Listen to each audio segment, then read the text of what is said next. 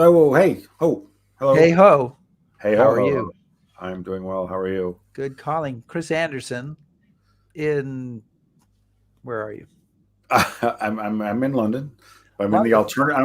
I'm in the alternative London studio, aka my hotel room. So So your wife kicked you out again. she did. She did. She said, "You brought in one too many books. Damn it, get the hell out."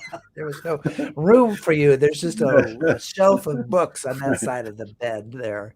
That's pretty You're much it. you're finishing up your Battle of Britain tour. We are, but I should say, in Collingwood Choir in Chicago. Oh, thank you very much. I am here in Chicago holding down the fort while you're gallivanting I am in various gallivanting. Yeah, places.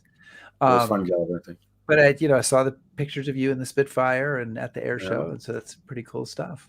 it is very Pretty cool cool. stuff. Welcome everyone to History Happy Hour, brought to you with the help, and boy do we need help, of Stephen Ambrose Historical Tours. Chris and I may travel the globe every day, it seems like, but we do try to Yes. take time out on Sundays to be here with you. And today we have a great guest, a great friend of the show, Joe Balkoski, and we're going to talk about the 29th Division. I want to say a big thank you to everyone who's supporting our efforts via Patreon.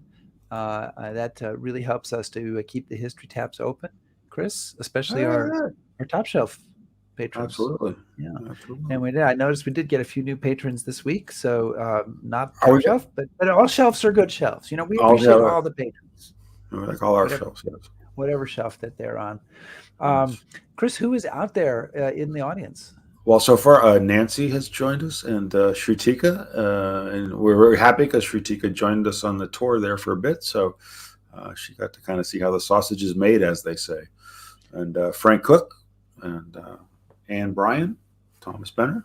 Fantastic. I see Xavier's here from Yep. Barcelona, and everybody else, please let us know that you're here. We'd love to hear from you. And, we'll be taking questions later on for our guests. So you can put questions in on the chat page as well. So we appreciate everybody showing up and excited to see you.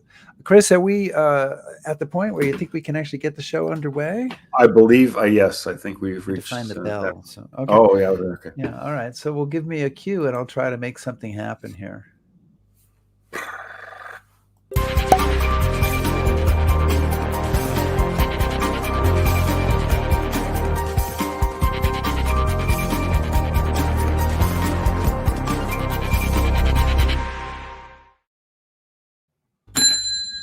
The bar is open.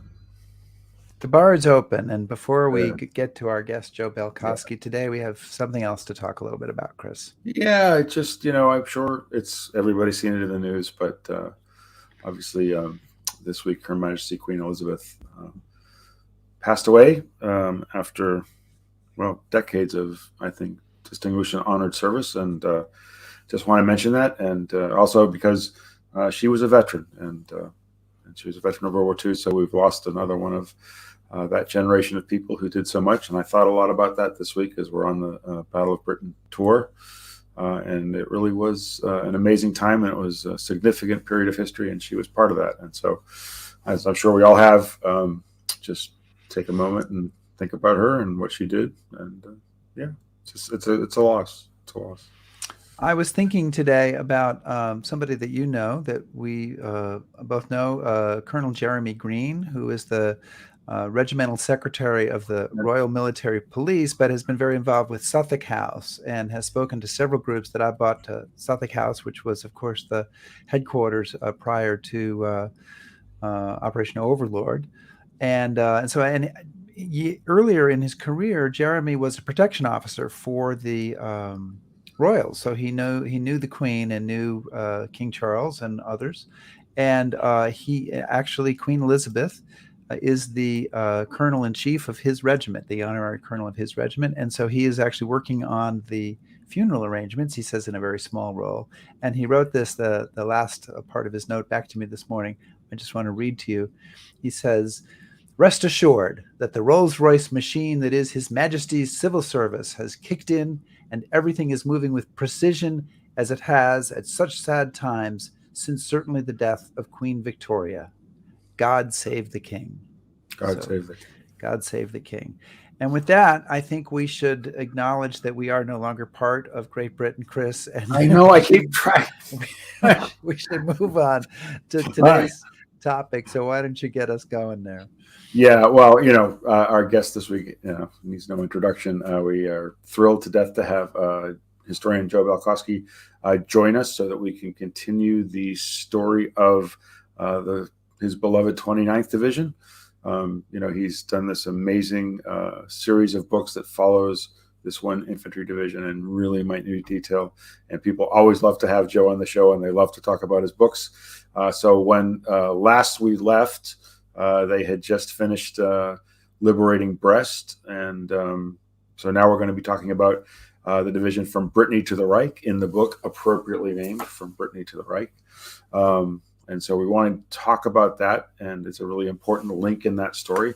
But before we do, I want to have Joe talk to us a little bit about, there was a bit of a controversy about the insignia of the 29th Division and what might happen to it. And we kind of hinted about it on the show a little bit, but it all turned out well. But Joe, welcome to the show. And could you just tell us a little bit about the state of the insignia and what's happening and how? Sure. First of all, thanks for having me on. Last fall, we're coming on almost a year now, the commission that had been put together by the U.S. Congress to rename U.S. military bases that had been named after Confederate generals, we found out that they sort of extended or enlarged their mission to look into anything within the U.S. Armed Forces that had a connection to the Confederacy.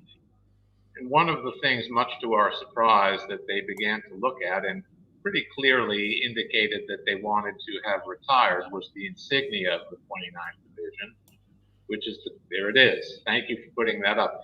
The Korean yin-yang symbol, which is, as people know who have read my books, it's the symbol of unity, and it is the symbol of harmony. And it was created specifically when the U.S. Army was put in the structure, organizational structure that we know today in 1917 by the Organization of Permanent Divisions. This was the first divisional patch that was accepted by the Army, and it had its origins on simply the fact that the National Guard units that comprised the 29th Division were drawn from both sides of the Mason-Dixon line.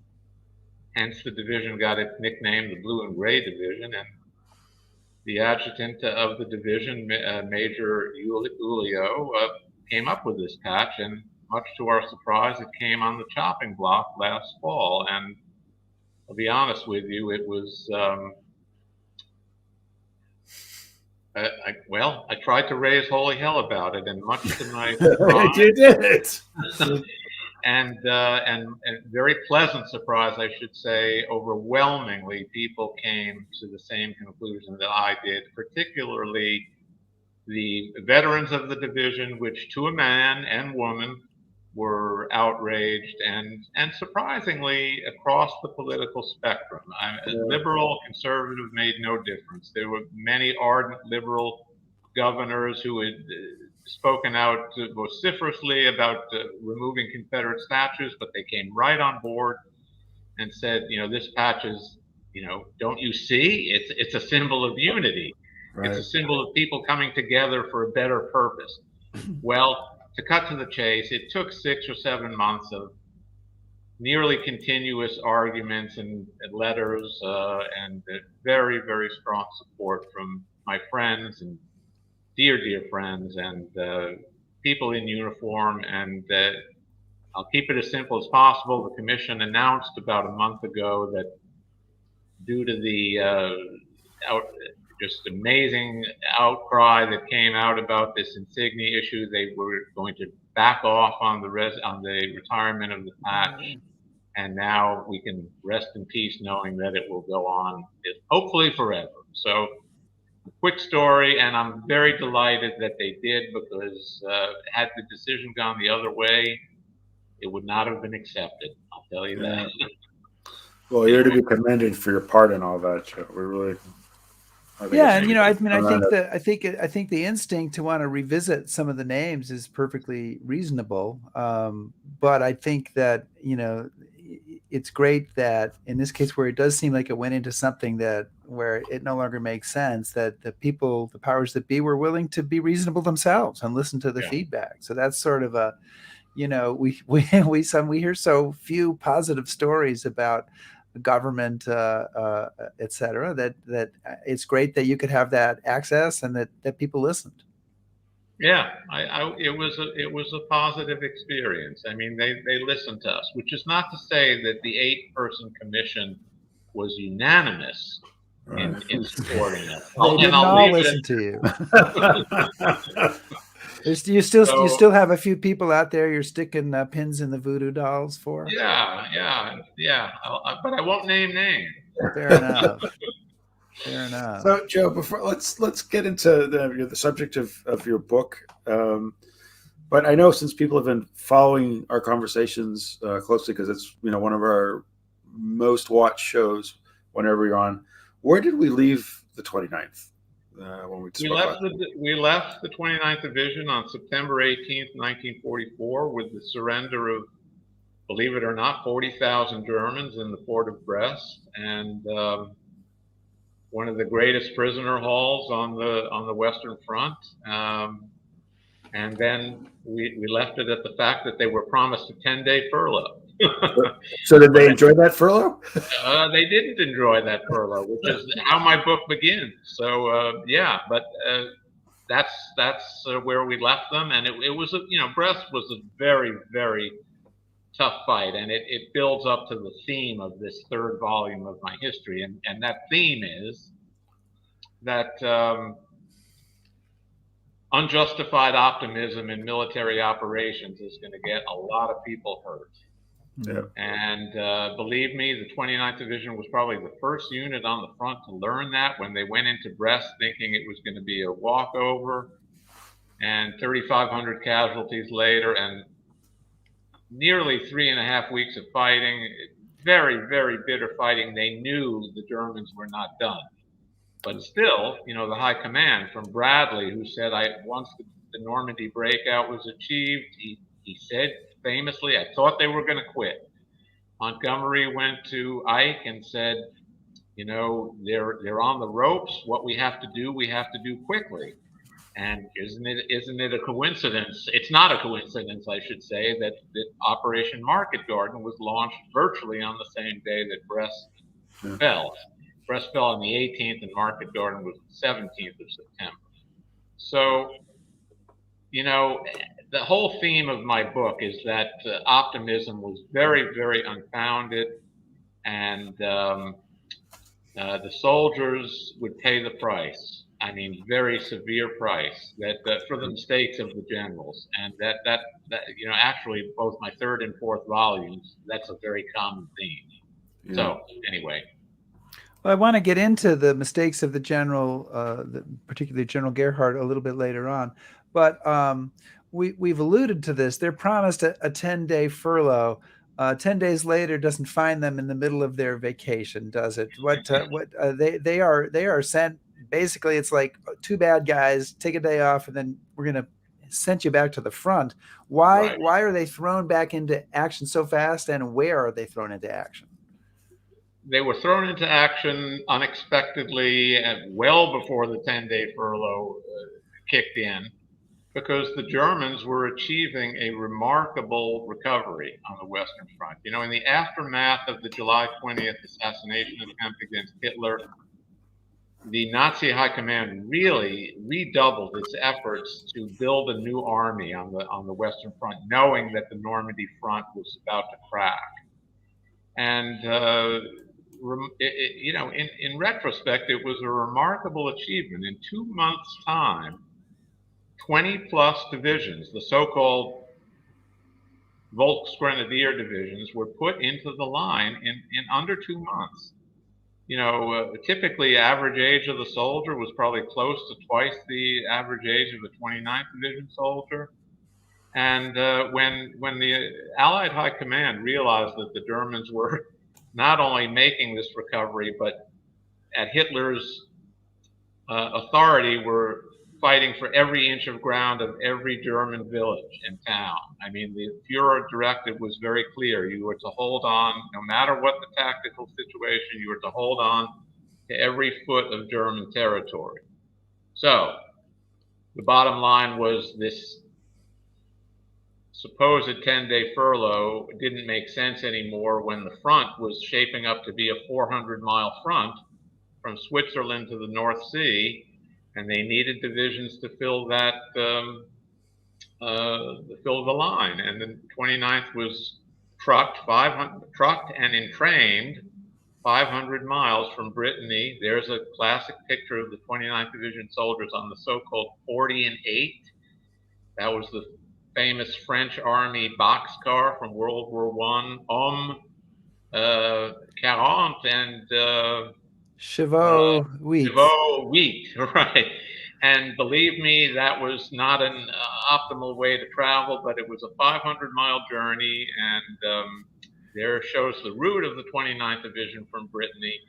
So at the end of that supposed 10-day furlough, rather than getting back into camps in Brittany, they were actually in the line in the upper right-hand corner of this map in that appendix of Holland known as the Maastricht appendix, or Limburg. That's the province of Limburg, which is a very, very interesting, wonderful place. And that's where the 29th Division pretty much would serve thereabouts for the next 5 months or so. So just for folks, I just want to mention that just for folks who've been with us on some of our trips, that's kind of the area also around Margraten. So that might be another reference. I think Margraten's actually on this map. Yeah. Right there. Margraten was actually a bivouac of the 29th Division before anybody had any idea that it was going to be a cemetery. And as I point out in my book, three members of the division that bivouacked exactly where the cemetery is now ended up being buried in that cemetery. Yeah. Well, is it my turn, Rick, or yours? It is your turn. Okay. Well, Joe, one of the things I'd like to touch on too, because it kind of bears on sort of the performance of the division. They've gone through Normandy. They fought in Normandy. They fight through Brest. They get no time off. What condition are they in as a division at this point? I mean, are they even in any place where they should be sent back into the line? Probably not. I would say, number one, Brest was a very demoralizing campaign for many reasons. It ended up being much tougher, as I said, than anybody had foreseen. And that was, that was not only demoralizing, but infuriating, because, the generals kept saying it would be, you're going to walk in, Right. And it didn't work out that way. And of course, they lost 3,500 of their comrades for what ultimately turned out to be a useless object. The port of Brest was never used by the Allies throughout the rest of World War II. Although that realization didn't hit for some time. But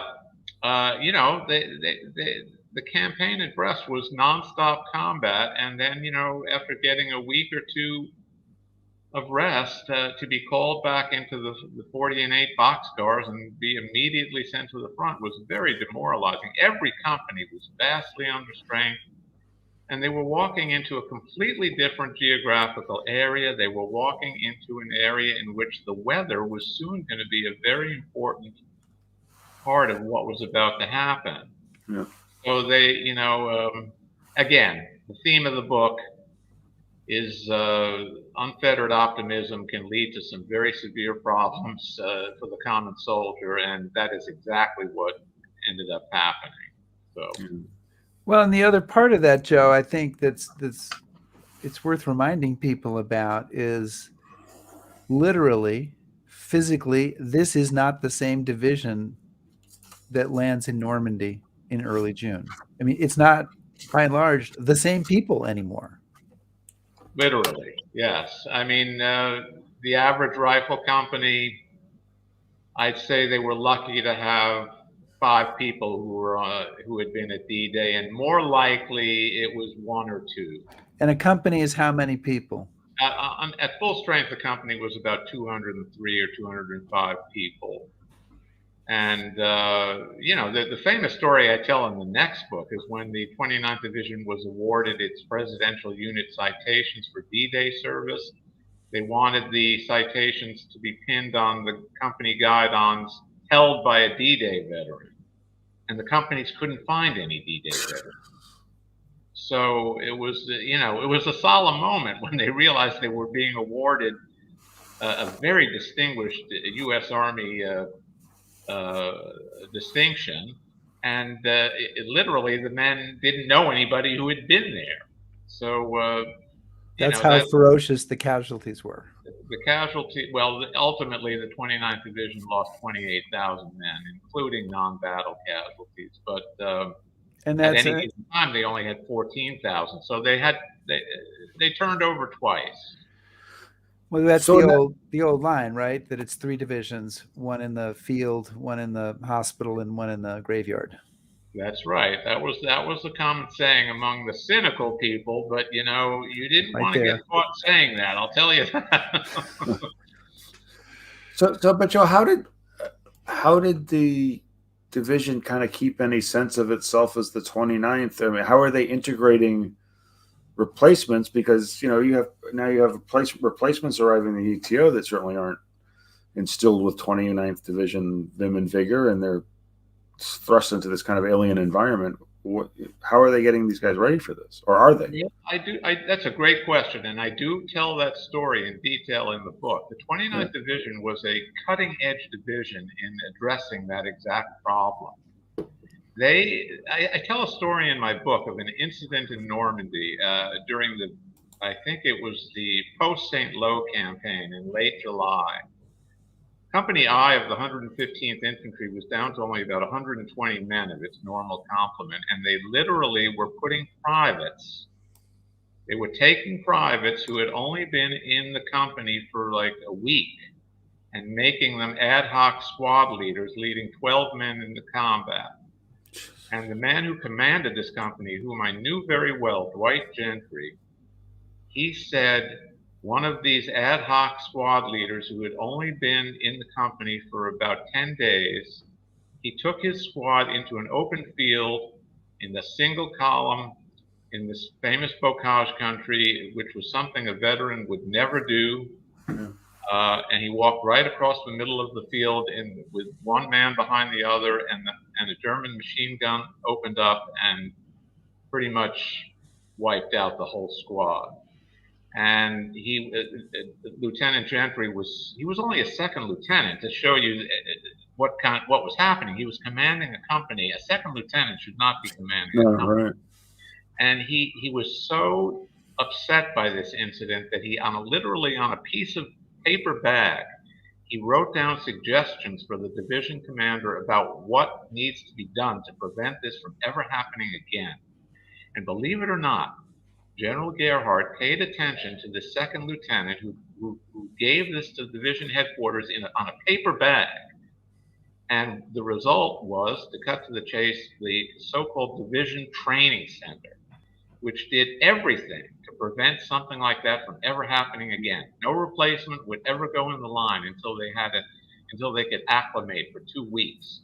They would not go into typically into a company that was already forward in the line. They'd go into a company that was in the rear area so they could get to meet their fellow company mates.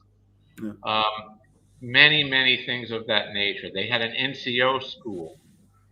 Believe it or not, that despite the fact that General Gerhardt was somewhat of a similar personality to Patton, as hard as this is to believe, 29th Division was there. He is. There's General Gerhardt, and I'm so proud of that photo because I took care of that Jeep for 30 years in the 5th Regiment Armory, and it hasn't changed one bit. So I love that picture.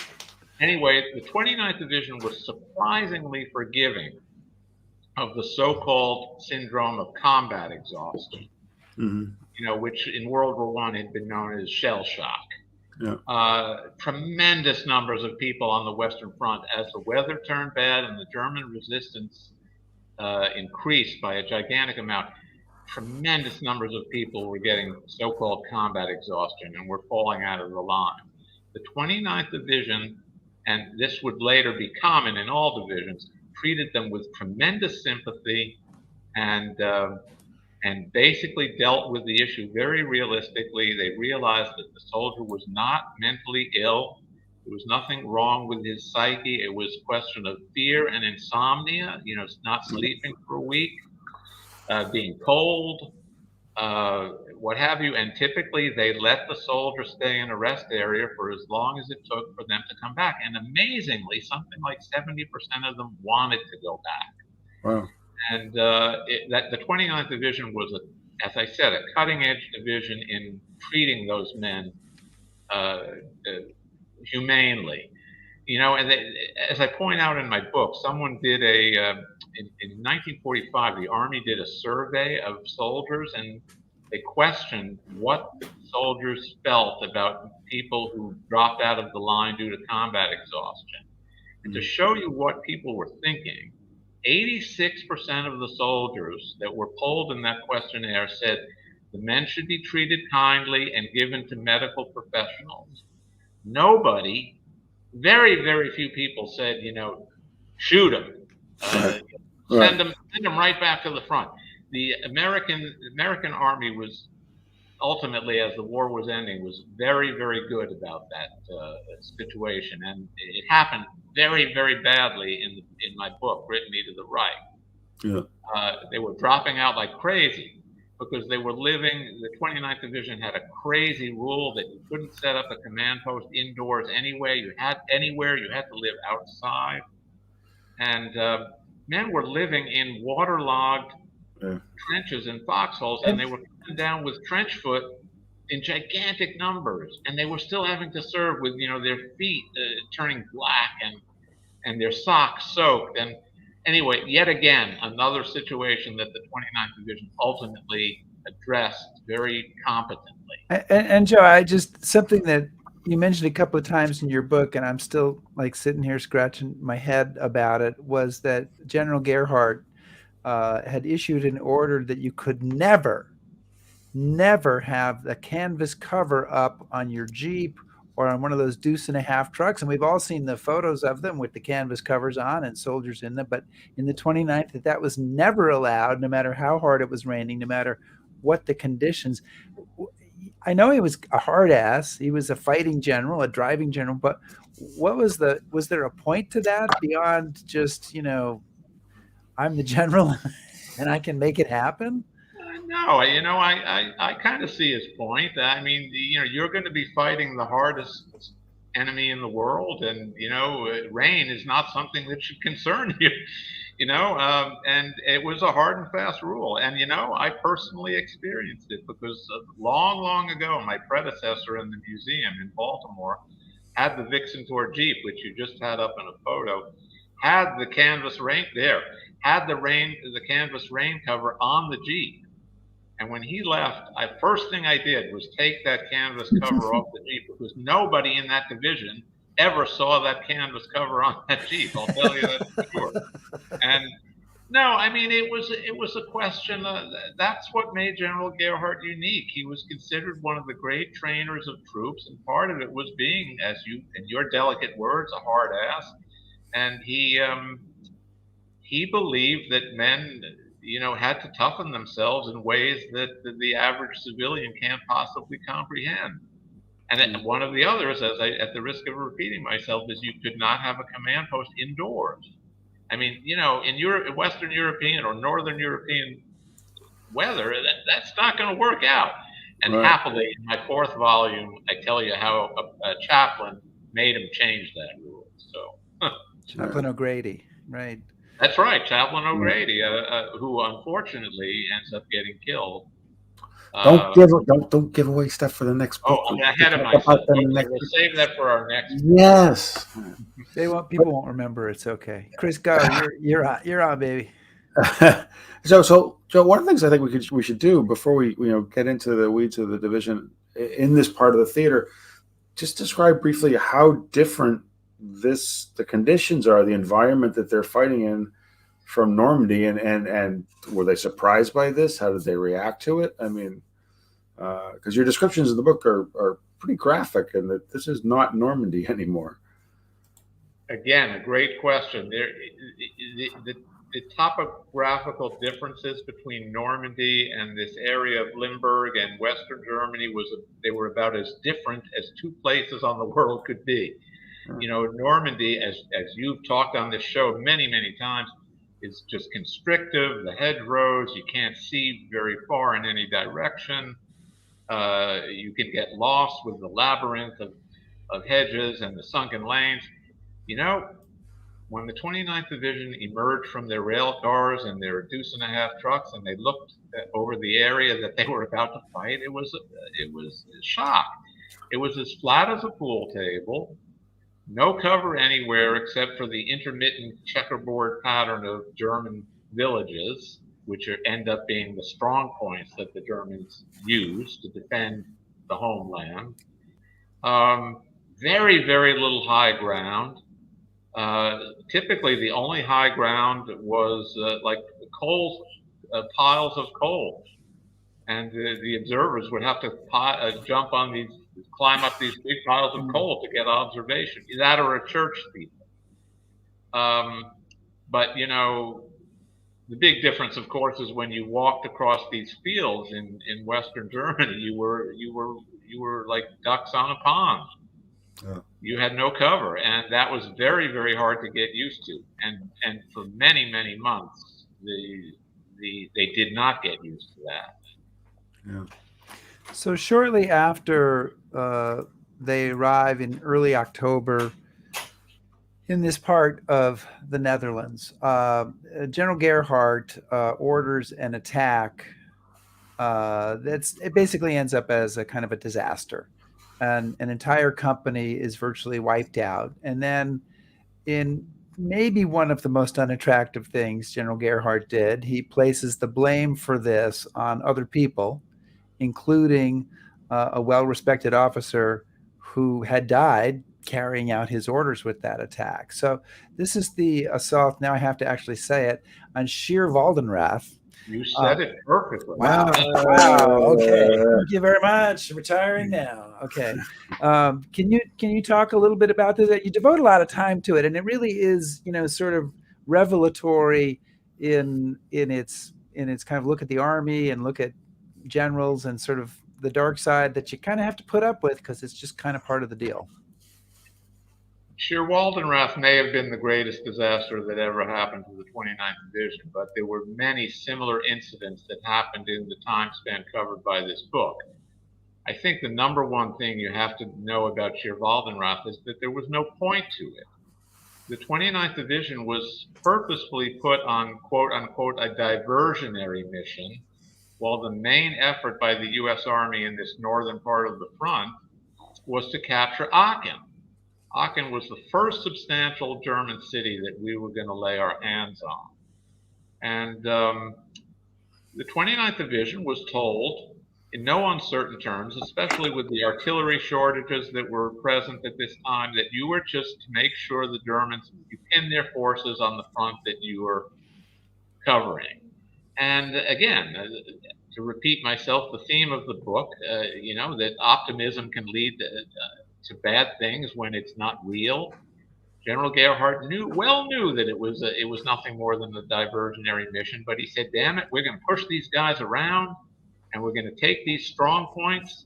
And Scheer Waldenrath was a microcosm. It was heavily defended by Volksgrenadier troops who the Americans had no respect for at this time at all. That would later change.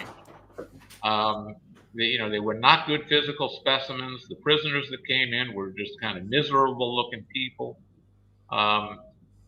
But hell, they could fight, and ultimately the division would learn that. But Scheer Waldenrath had no meaning.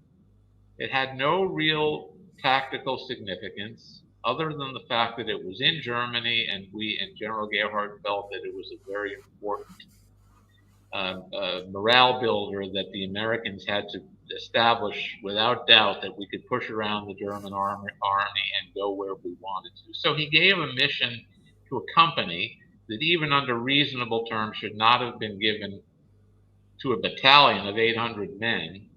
And the company that led this attack was Company K of the 115th Infantry, led by a wonderful, wonderful man, and a former Eagle Scout. There's his picture, Waldo Schmidt, a veteran of the Maryland National Guard. That's a picture of him in the 30s when he was an enlisted man.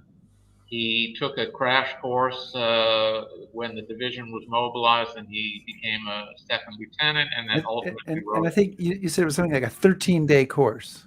13-day course at Right. the Lord Baltimore Hotel. But they put senior NCOs in that course, so they knew what they were doing. And most of those officers ended up being great, even though it was like a 2-week course. Right. Waldo Schmidt was an employee of the Library of Congress. His father, I forget the father's first name. But anyway, the father was the very noted scientist at the Smithsonian, and he was a very close friend of FDR.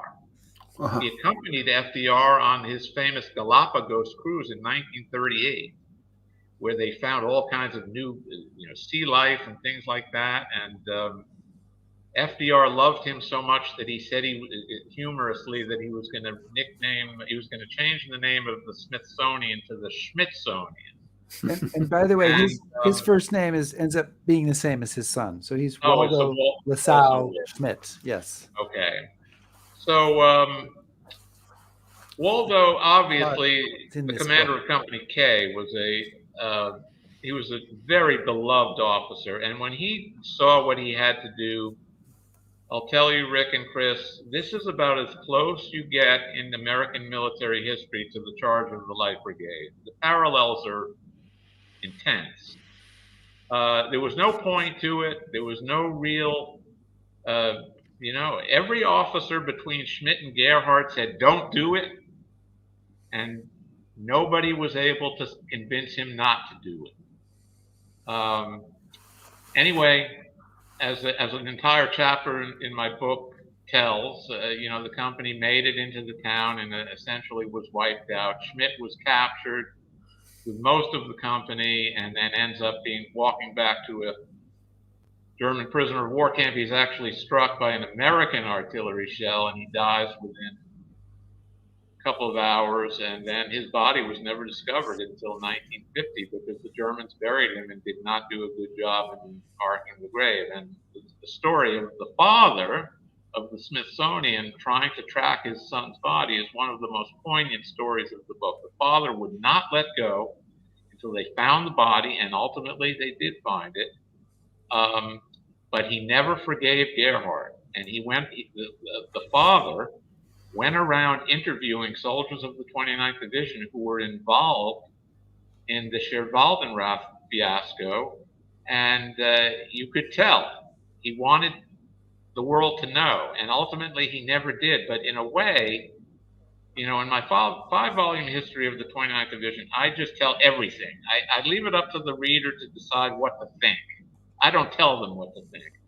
But the story of Waldo Schmidt is probably told the way the father would have told it, because a lot of the research the father did, I ended up using. So, what's the line from the Tennyson poem? There's not to reason why. There's but to do and die. And it was, and believe me, many, many survivors of the division, I even quoted in the book, the S3 of the 115th Infantry openly told me on the phone, he said, General Gerhardt made a fool of himself at Scherwaldenrath. And I quote that. But, I don't necessarily believe Gerhardt was a terrible leader. I mean, he did some things in World War II that were highly, highly enviable. But this one was really the low point. There was no need for it ever to have happened. And I'll leave the reader up to make their own decisions about it when they read about it.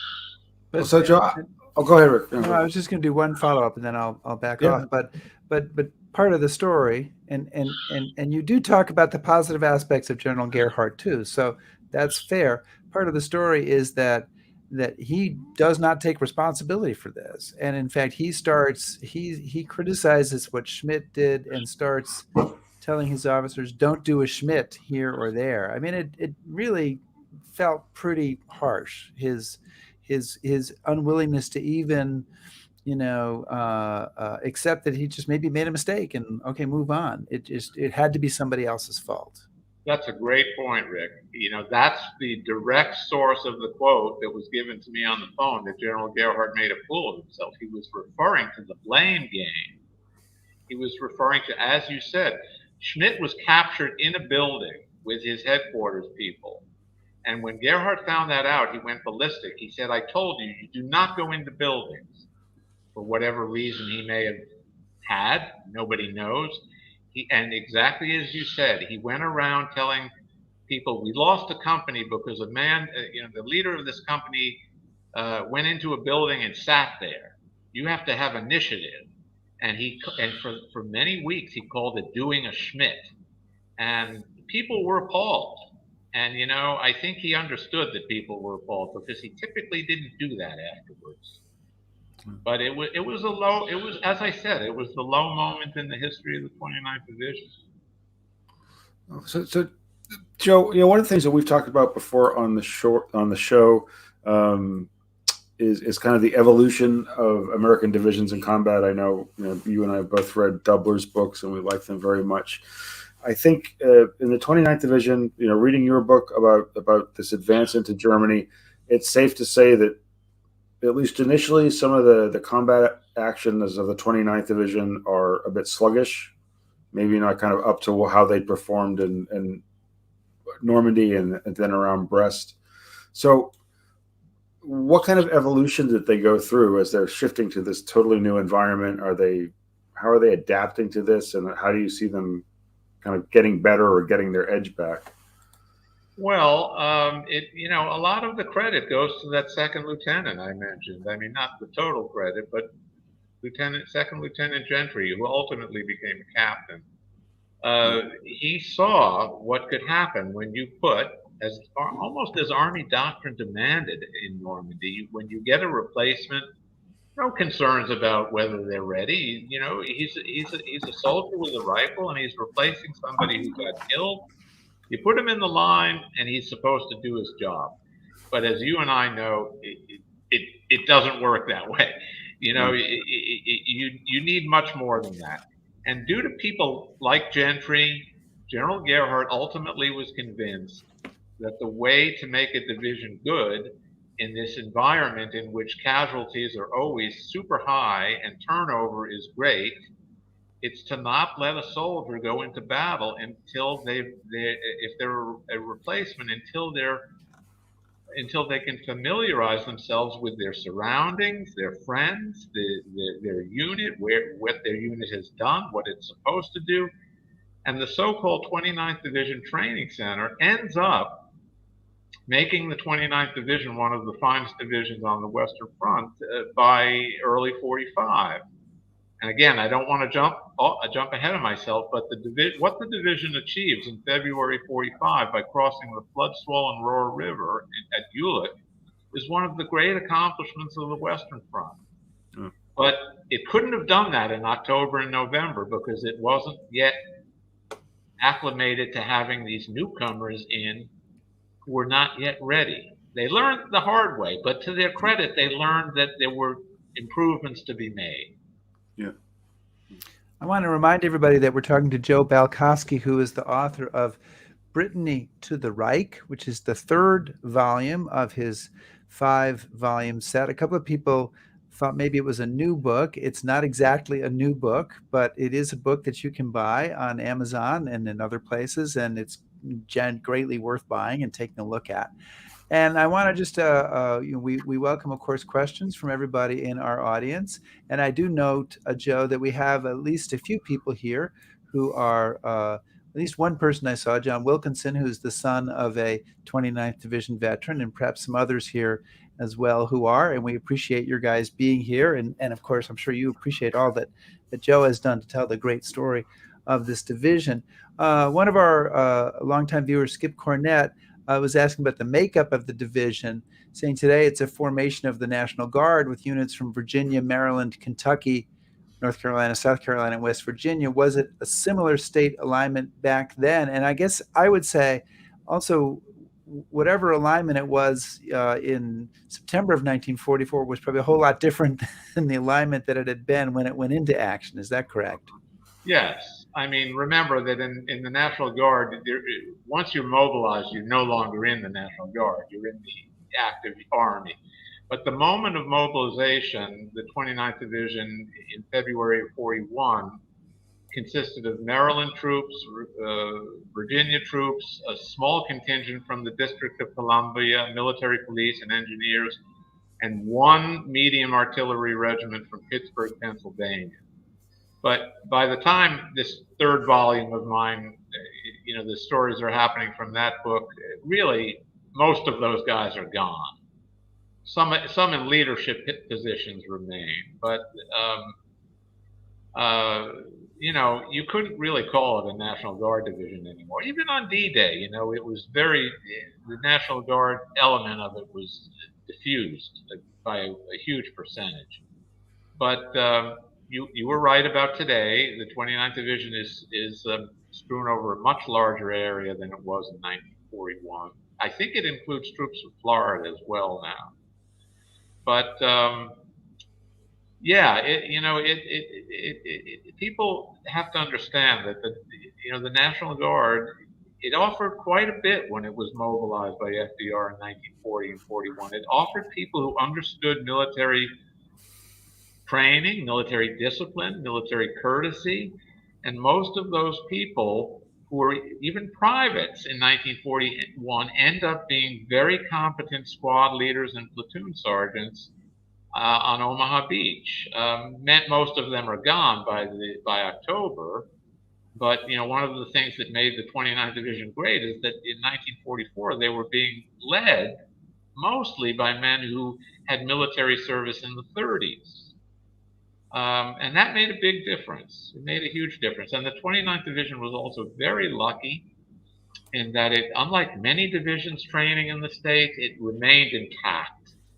It was shipped off to England very early in the war, and when it did, it remained in England for 20 months. So I mean, there was very few people were transferred out, and it had a continuity that was very admirable. So Joe, getting back to one of the themes of the book, and something that you stressed, kind of this sort of over optimism, I guess you say. You talk, it's a clear thread in the book, and I was really struck though when you talk about General Marshall visiting the front in October, and even he thinks, we've got them beat, which struck me because Marshall's not somebody I usually take to be that, a little bit more prescient. So I guess my question is, where does this optimism come from? And do you think that the army we send to Europe, or the army we train, the army prepared, is this over optimism built into the cake? Shouldn't they have known better? Or, I guess where does that miss come in? That's a wonderful question, and I think I can answer that well because I didn't spend my historical career as an academic. I spent it among soldiers. Right. So I kind of know how the military mind works. And then, as now, you're not going to get ahead in the Army unless you profess optimism at all times. That's part of the deal. You can be down in the dumps, but if you say you're down in the dumps, you're not going to have much of a career. Right. You have to say when you're down in the dumps that we're gonna plow ahead and we're gonna succeed. That doesn't always work out, as you know.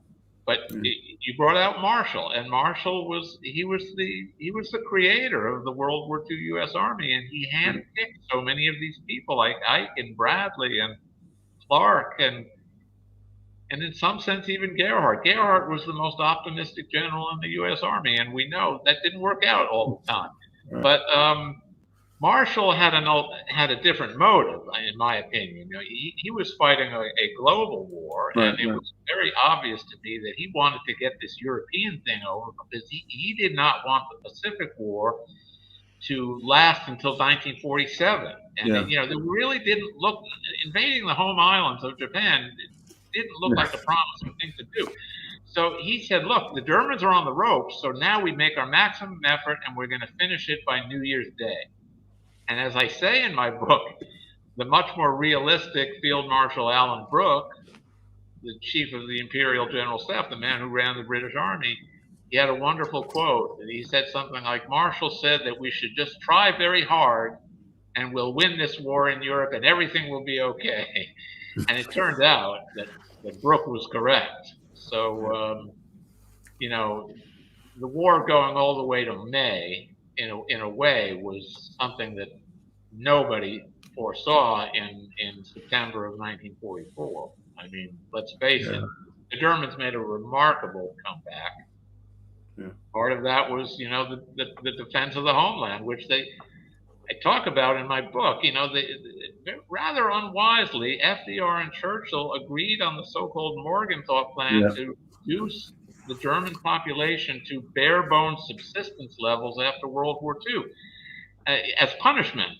And as a famous a British historian said, a World War II historian, he said, a better propaganda tool for Joseph Goebbels could never have been made, right? Because the Germans found out about that and they said, hey, they're going to reduce you to like people who are going to starve.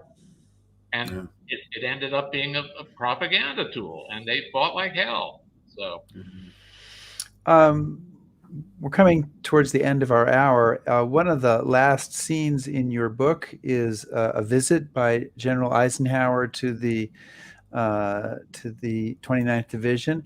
And there's General Eisenhower on the left. And maybe you can tell us a little bit about that and kind of give us a sense of where this part of the story, what our cliffhanger is for this part of the story before we get to volume 4, which we'll have to take up in another show. I believe this photo was taken on November 10th, 1944, and it was in Holland in an area in Limburg. And I think it's at the Rolduc Monastery, if anybody wants to look that up today. This is the 2nd Battalion of the 175th Infantry, a Baltimore unit. And you can see the officers out front and the enlisted men on the hillside in the back. Ike was, as you know, a soldier's general. He chatted with the common soldier. He asked them where they were from, what they did before the war. He ate the common soldier's food. And this was a very notable event to the men who participated in it, but for one particular reason, which I believe I tell in my book. Eisenhower just is about to end the speech as this photo was taken, and he turned around saying goodbye. And this is a sharp hillside, and it was slippery, and he was wearing galoshes, and he fell on his backside and slid down the hill, got all muddy. And he said famously in Crusade in Europe, his book, he said he never throughout World War II was cheered more enthusiastically than when he slid down this hill on his back. And, that says something, I mean, a lot of people might have been offended by that. And Ike even remarked on that after the war. He said, I always remember falling in front of the 29th Division when I talked to the 175th Infantry. So Joe,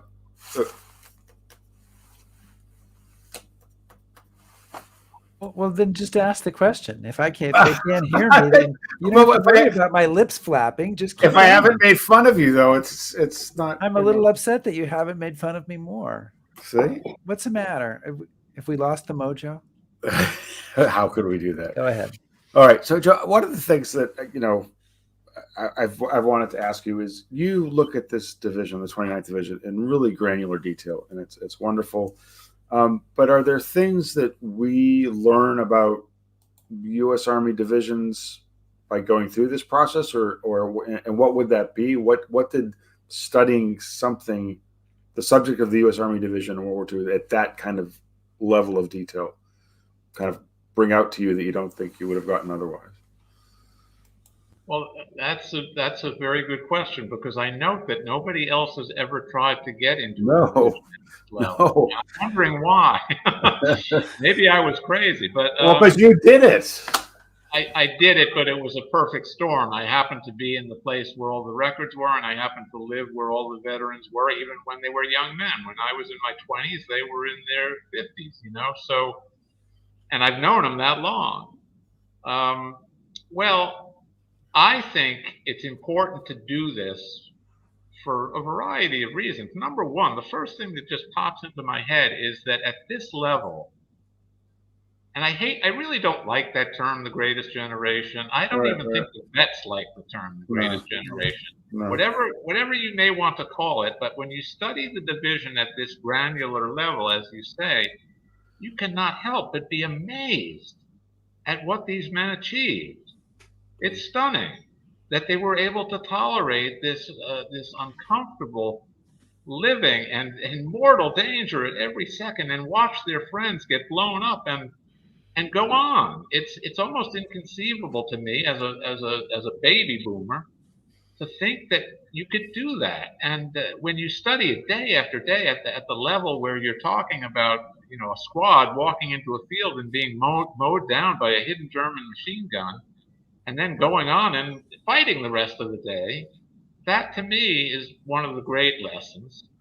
Because you cannot help but in the big picture admire what they did, and I'll take that to my grave.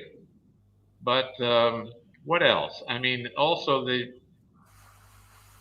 I think another very important lesson is you guys may remember in the 70s and 80s, the U.S. Army was kind of perceived as the clumsy, the tactical incompetence.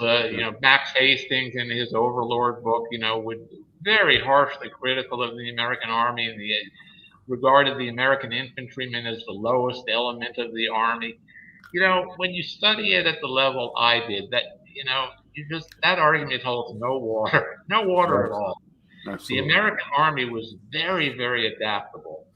And once the combat began in Normandy and then went all the way into May 45, it's just very impressive what we were able to learn. And as I said, the 29th Division itself took care of the vast problems that we find in October and ultimately deal with them.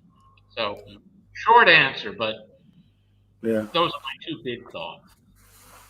Well, another very quick hour with Joe Balkoski, who we thought in our enthusiasm briefly that this was your 5th visit to History Happy Hour, that we were going to have to come up with a special gift.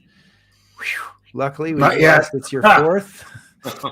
But we're going to have you back on maybe before the spring comes. We'll have you back on, and then we'll really go to town and celebrate. And but we appreciate it. And Joe is author of many great books, but the one we're talking about today is From Brittany to the Reich, about the 29th Division. Joe also wrote the books Omaha Beach and Utah Beach, about the battles there.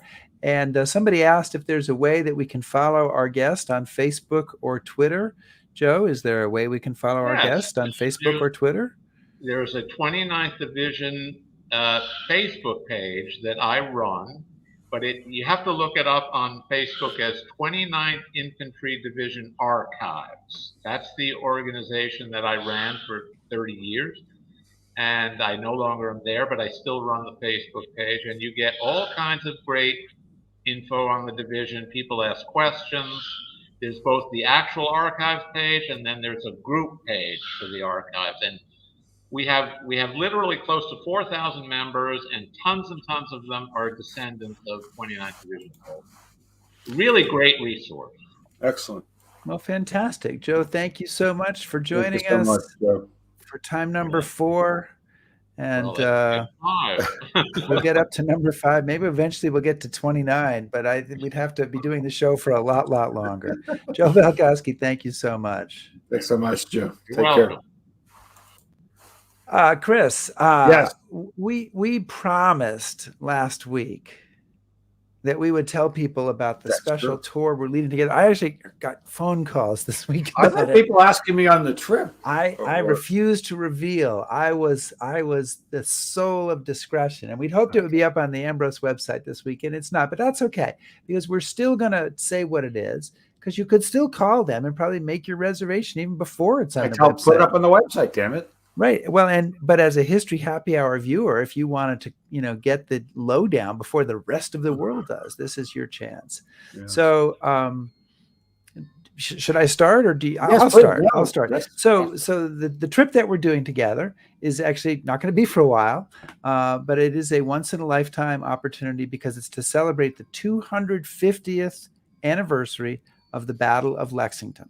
So this is a trip in April of 2025 that Christopher J. Anderson and Richard J. Beyer. What does your J stand for? John. Mine's James. Okay. So that we're going to lead together. And the great thing is we're doing it in conjunction with the Lexington Historical Society, and we're going to get special access to the 250th reunion, the 200 that would be a feat. 250th reenactment of the battle, special access to the archives of the Historical Society, and dinners in their historic buildings. We're going to tour around the whole rest of Boston. We're going to go to some special sites that Chris and I each value a lot, and are not, the best known of historical sites. And we're going to perhaps discuss our differing perspectives. Views. Yes, that's very on the American Revolution. Chris representing the side of evil, the American War of Independence, or order, as he likes to say, and I representing order and good governance, and I representing the side of disruption and chaos, or the rebels. But this is actually, I think I am extremely excited about this trip, because we're really going to be able to dive into this in a detail that we would never be able to do otherwise. And the thing about this reenactment, you're thinking, okay, we're going to go to a reenactment. The one that they had 50 years ago was attended by the president. The one that they had 100 years ago was attended by the president. So I don't know if I don't know who will be president in 2025. And I don't know if he or she will be coming to said reenactment, but I know it's going to be a huge, huge occasion. And it is the kind of the birthday of our country. And both Chris and I are very, very excited to be leading this tour. And we want you to come on it, because we think it's going to fill up really quickly. So we're asking, that's why we want people to sign up right away to get a spot. And so since it's not on the website yet, if you want to go, definitely call the office, talk to Terry Sirkovich or somebody there, and make a reservation, get on that list, because this is going to be a great trip. Did you want to add anything to that? I've done all the talking. You've taken all the words right out of my mouth. No, you have more words. Go ahead. No, it'll be good to be back in Boston. It'll be good to be revisiting some of those sites with you and having some stimulating conversations, I think is one way to put it. I'm also going to try to bring some folks from Great Britain to come along and give me some backup. Yeah. Right. You're going to need the backup, dude. I will need the backup. Yes. It could, the whole trip could turn out to be an open running, battle for an entire week. Which would be much like what happened in 1775. Yes. And I would be remiss, by the way, if I didn't, first of all, and I think I should start doing this every week, Chris, thanking Cheryl Del Pozo, who works with us on our booking and making this show come together. And she's awesome, and we appreciate her. And we do have a show next week. And I believe we're talking to Tim Tate, the author of Agent Sniper, the Cold War super agent and the ruthless head of the CIA. So from World War II to Cold War, we do that. And we appreciate everybody joining us. Thanks so much. Thanks so much. Stay safe, everybody.